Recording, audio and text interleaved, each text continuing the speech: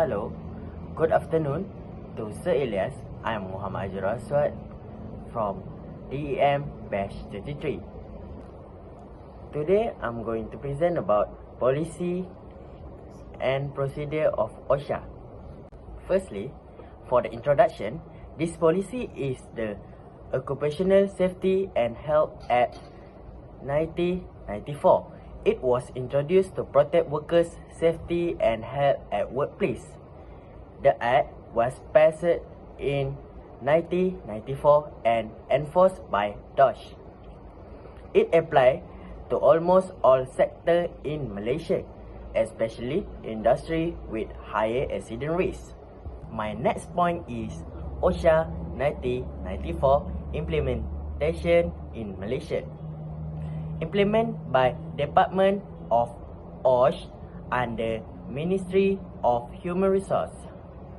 Second point, DOSH carry out inspection, approve safety and health officer and provide training and awareness program.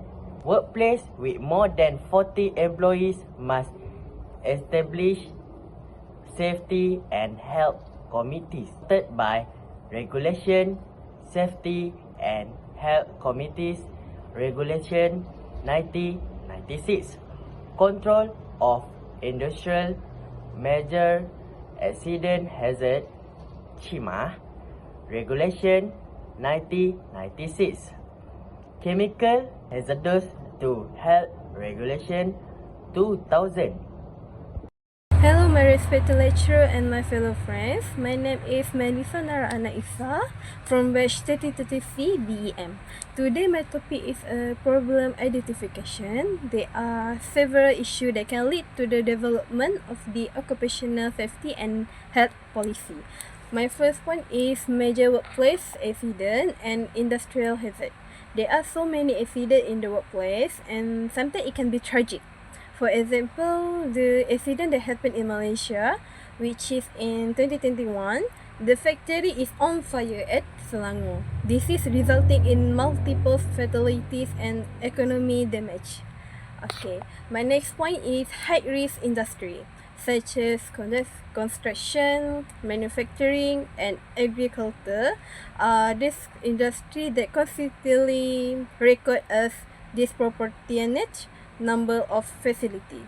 For example, in 2022, construction alone contribute over 23% of all workplace deaths. Yeah, this proves the construction of unsafe practice, World Health and safety standard need a sustainable safety framework. Okay, my lastly point is the chemical safety and risk assessment, which is the chemical safety and risk assessment challenge can also be the issue of OSH.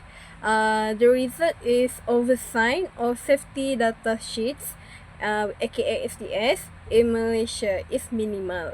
This compromise hazard assessment and could contribute to long-term illness such as cancer. Okay, now let's move to the next topic, which is policy objectives and target group. You guys can see on my slides, the main goal of occupational safety and health policy in Malaysia are that they are focused on preventing workplace accident and illness, promoting a safety culture, ensuring compliance, and continue improvement in all workplace.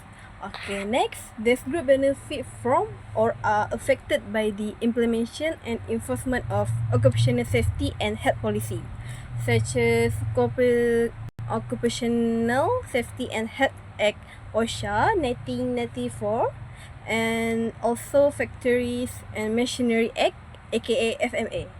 And lastly, one of the primary beneficiaries is employees or worker. So the benefit is legal protection, compensation, also access to training and health monitoring. Meanwhile, the affected and responsible group is the employer or business owner because they are affected by the legal obligation to provide a safe work system, such as insurance claims or benefit from reduced accident costs. Okay, that's all for me. Thank you. Good afternoon to Sir Elias and everyone. Today I will be discussing the background behind the creation of Occupational Safety and Health Act OSHA of 1994. This act was for workplace safety in Malaysia. The need for this legislation arose during a significant period of industrial growth in our country. As industry expanded and the workplace grew, there was a pressing need for a more robust and comprehensive legal framework to protect the workers. In response to this need, the government took an initiative to approach. They didn't draft the law in isolation. Instead, they worked collaboratively with the key stakeholders. These include employers who have first-hand knowledge of workplace operation, trade union, which represent the interests of the workers, and the National Institution of Occupational Safety and Health. And this collaboration led to adoption of a new progressive approach, the self-regulation concept. Unlike previous law that placed the primary responsibility on the government to inspect and enforce, this act shifted the focus.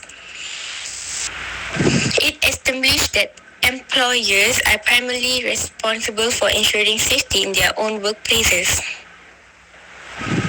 They are expected to identify risks, implement the safety measures, and create a culture of safety among their employees.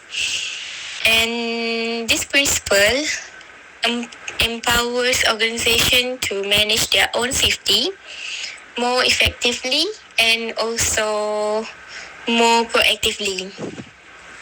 So the final legislation was officially adopted in 1994 and has since become the main framework governing workplace safety in Malaysia. And the principle continues to guide safety policies and practices across all sectors, ensuring that workers are protected and that employers fulfill their duty to provide a safe working environment. So this act mostly to protect the workers from any accident or any occupational health that occupational safety and health. So the first, some workers do not fully understand OSHA policy regarding safety, responsibility and processes. This lack of understanding can cause them to ignore or break the safety rules. The last one is another challenge is ergonomic working conditions. Poor ergonomic such as uncomfortable chairs and repetitive tasks can cause health problems like back pain, eye strain and muscle injuries. So that's all from me. Thank you.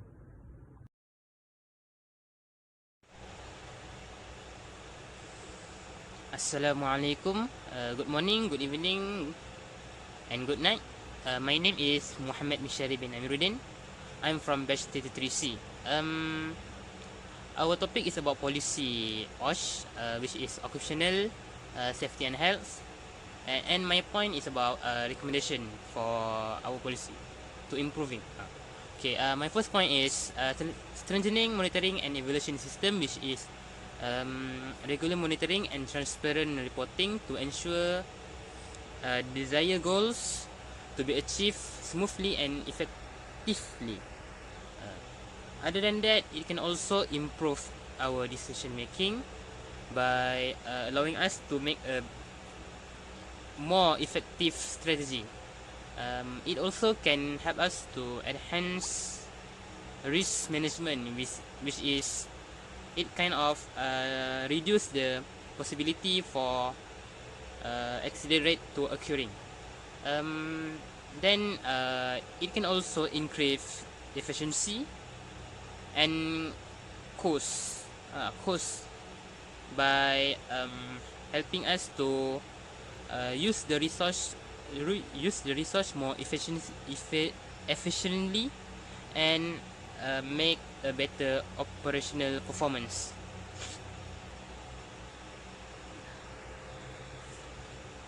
And my second point is workplace training and awareness, which is provide employees general knowledge about policy, so they know about the policy lah.